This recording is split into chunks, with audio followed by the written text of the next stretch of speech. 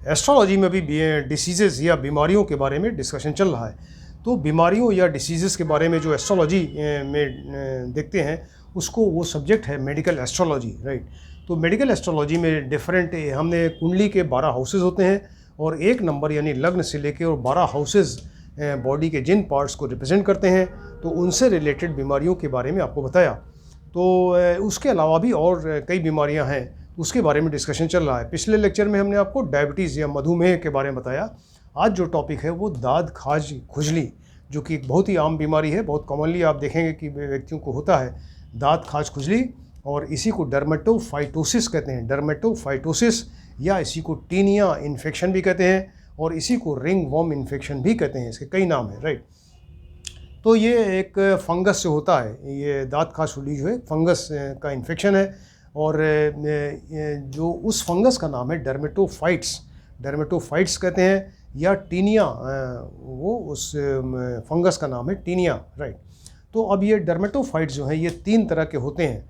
एक ट्राइकोफाइटन है, इसके अलावा एपिडर्मोफाइटन और माइक्रोस्पोरम, ये 3 वैरायटीज़ हैं इनकी। डर्मेटोफाइट्स जो फंगस है जिससे इन्फेक्शन हो रहा है, उस फंगस की 3 वैरायटी है, ट्राइकोफाइटन, एपिडर्मोफाइटन और माइक्रोस्पोरम, राइट।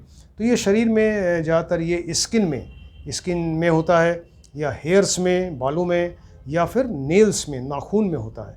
तो ये फंगस इन्फेक्शन जो है स्किन, हेयर्स और नेल्स में होता है, राइट। तो ये बॉडी के जिस पार्ट में होता है उसके हिसाब से इसके नाम अलग अलग रखे गए हैं। मान लीजिए कि सिर में अगर होता है, सिर में स्काल्प में अगर हो रहा है, ज़्यादातर बच्चों में होता है सिर में, तो उसमें उसको फिर टीनिया कैपिटिस कहा जाता है, राइट। अगर ये सिर में इन्फेक्शन हो रहा है, फंगस इन्फेक्शन या टीनिया इन्फेक्शन, तो इसको टीनिया कैपिटिस कहा जाएगा। और अगर ये शरीर में चेस्ट है, पीठ है, ये हाथ पैर में अगर हो रहा है, तब इसको टीनिया कार्पोरिस कहते हैं, तो उसका नाम टीनिया कार्पोरिस रख देते हैं। और अगर वो यहाँ जांघों के किनारे होता है, जो बहुत कॉमन है, थाइज़ के किनारे यानी ग्रोइंस में अगर हो रहा है, तो उसको टीनिया क्रूरिस कहा जाता है, टीनिया क्रूरिस कहते हैं। और ये हाथ में यानी हाथ के पंजे में, यहाँ पर हथेली में अगर हो रहा है, इसको टीनिया मैनम। और अगर फुट में, पैर में नीचे की सरफेस पे अगर हो रहा है, तो उसको फिर टीनिया पीडिस कहा जाता है, राइट, टीनिया पीडिस कहते हैं। और कई बार आपने देखा होगा नाखूनों में हो जाता है, नाखून ब्रिटल टाइप के अजीब तरह के टूटने लगते हैं नाखून में फंगस इन्फेक्शन होता है, उसको टीनिया अनग्वियम कहते हैं, अनग्वियम। तो इस तरह से ये बॉडी के डिफरेंट पार्ट्स में जहाँ पे होता है उसके नाम से अलग अलग नाम रखे गए हैं। इसका एक नाम और रिंग वर्म इन्फेक्शन भी कहते हैं। रिंग वर्म एक्चुअली ये गलत नाम है, किसी वर्म या कीड़े मकोड़े से तो होता नहीं, ये फंगस से हो रहा है। तो रिंग वर्म इन्फेक्शन नाम इसलिए रखा गया कि ये जहाँ पर होता है खुजली बहुत तेज़ होती है उस जगह, और खुजली होने से एक रैश बन जाते हैं, रैशेस जो बनते हैं, तो रैश जो बनता है वो एक रिंग के शेप का होता है, एक रिंग के शेप का होता है, इसलिए इसका नाम रिंग वर्म इन्फेक्शन भी रखा गया, राइट। अब इसमें होता क्या है, इस में बहुत तेज़ खुजली होती है, व्यक्ति अनबियरेबल, उसको बार बार इचिंग होती है, जहाँ जहाँ इन्फेक्शन है वो खुजलाता रहता है, इतना मतलब तेज़ खुजली हो कि ब्लड तक निकल आए, इतना तेज़ खुजली होती है। और इसके अलावा एक ये कंटेजियस डिसीज़, कंटेजियस मतलब एक व्यक्ति से दूसरे व्यक्ति में आराम से पहुंच जाता है। तो कोई टच कर दें, और या किसी तरह से कांटेक्ट हो एक व्यक्ति का दूसरे से, या उसमें उनके कपड़े जो हैं अगर वो दूसरा व्यक्ति यूज़ कर ले या टच करे, क्लोथ्स कपड़े से, या टॉवेल्स वगैरह, घर में एक मेंबर को है तो बाकी मेंबर्स अगर उसी टॉवेल को यूज़ किया तो उस टॉवेल से पहुंच जाएगा इन्फेक्शन, या बेड से पहुंचेगा, बेड में अगर बेडिंग्स में सेम बेड यूज़ कर रहे हैं तो उसमें भी वही प्रॉब्लम है, वो इस तरह से आराम से एक से दूसरे में पहुंच जाता है इन्फेक्शन। तो ये आपको बताया कि शॉर्ट में ये दांत खाज खुजली डर्मेटोफाइट्स, टीनिया इन्फेक्शन या रिंगवर्म इन्फेक्शन कहते हैं। और अब एस्ट्रोलॉजिकली कैसे देखें, हम कुंडली में कैसे देखें कि इस व्यक्ति को दांत खाज खुजली है या फ्यूचर में हो सकती है या चांसेस हैं इसको होने के।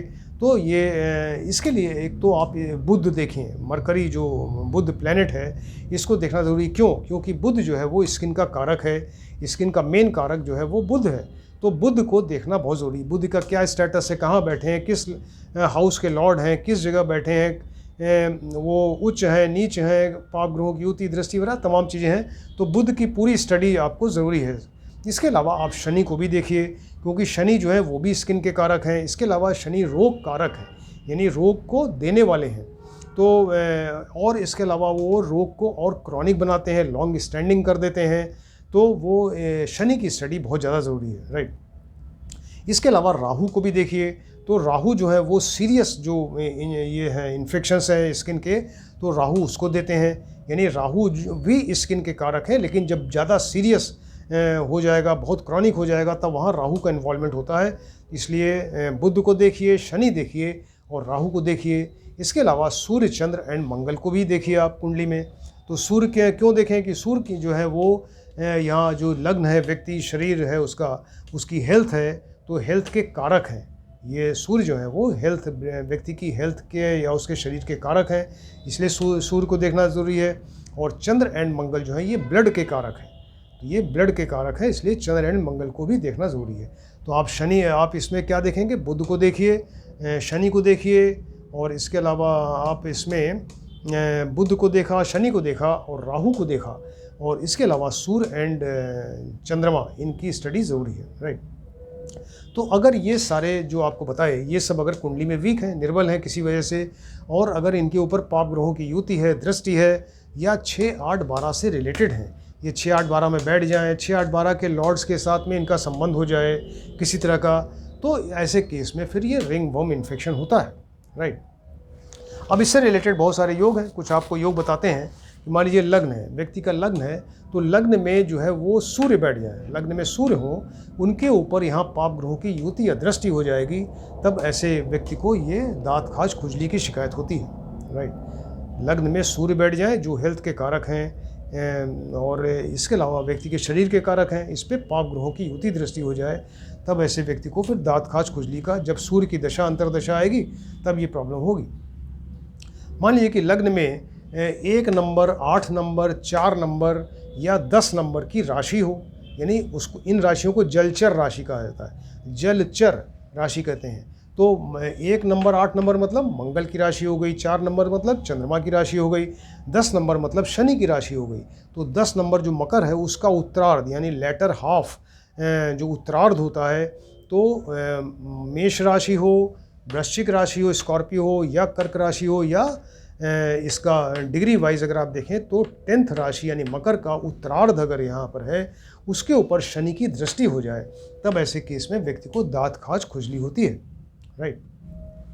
मान लीजिए कुंडली का 2nd हाउस है, ये मारक स्थान है 2nd हाउस, तो 2nd स्थान में जली राशि हो, जली राशि हो यहाँ पर, यानी 4 जली राशि मतलब 4, 8, 12, ये कर्क राशि, वृश्चिक राशि एंड मीन राशि। तो 2nd हाउस में यहाँ पर जली राशि हो, उसके ऊपर शनि और चंद्रमा की दृष्टि हो जाए, शनि एंड चंद्रमा की दृष्टि हो जाए, या ये 4, 8, 12 राशि में शनि और चंद्रमा बैठ जाए यहाँ पे, राइट। तो 2nd हाउस में 4, 8, 12 कोई राशि हो यहाँ पे, उसमें या तो शनि एंड चंद्रमा की दृष्टि हो जाए, या शनि एंड चंद्रमा आके यहीं बैठ जाएं, तब भी व्यक्ति को, जब शनि चंद्रमा की ये दशा अंतरदशा होगी, तब उसको दांत खाज खुजली या रिंग वर्म इन्फेक्शन होगा, राइट।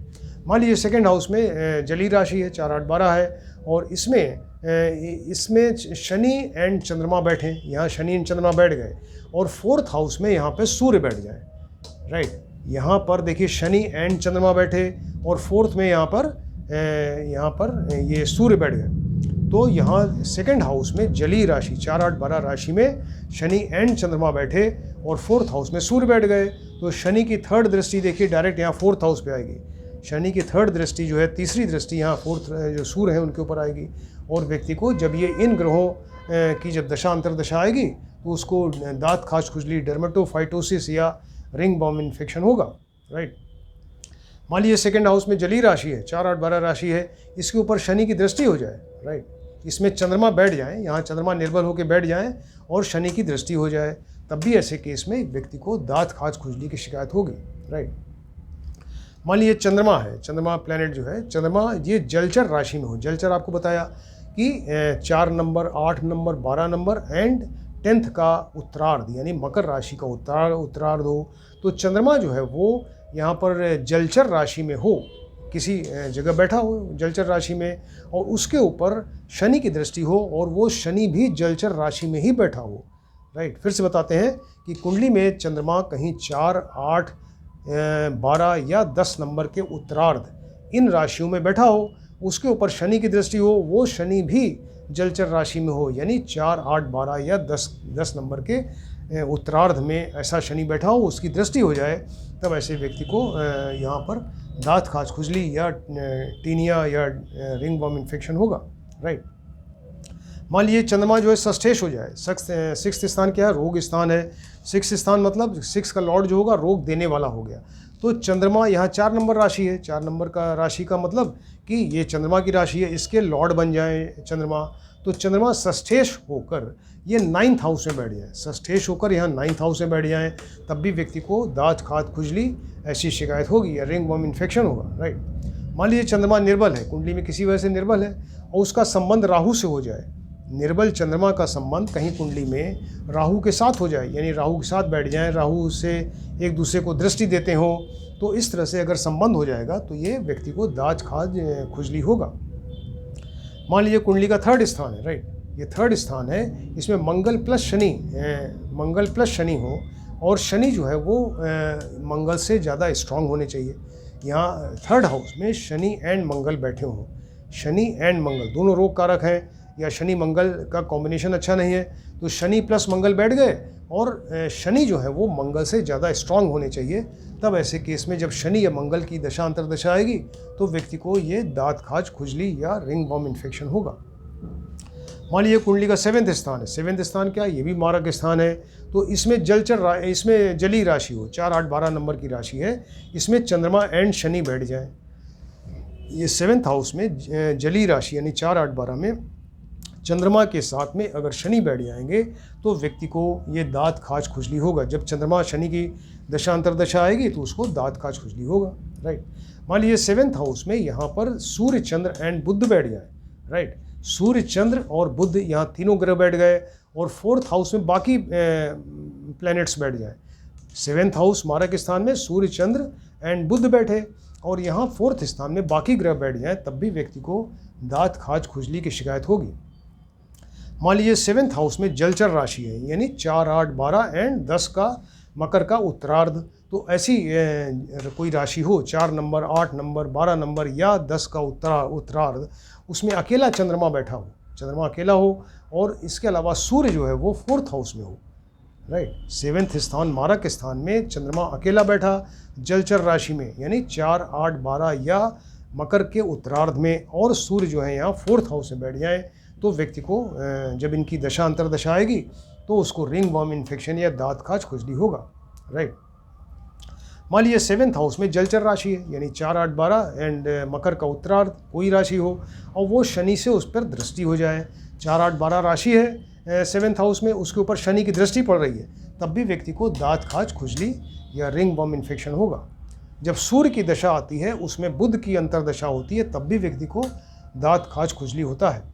सूर्य की दशा हो और उसमें इसकी बुध की अंतर्दशा हो, राइट। मान लीजिए कि 9th हाउस है, कुंडली का 9th हाउस में, इसमें चंद्रमा प्लस पाप ग्रह हो, चंद्रमा के साथ में कोई पाप ग्रह बैठ जाए, उसके ऊपर पाप ग्रह की दृष्टि भी हो जाए, तब भी ऐसे केस में व्यक्ति को दाँत खाज खुजली या टीनिया इन्फेक्शन या रिंग वर्म इन्फेक्शन होगा। इस तरह से आपको बहुत सारे योग हमने बताए।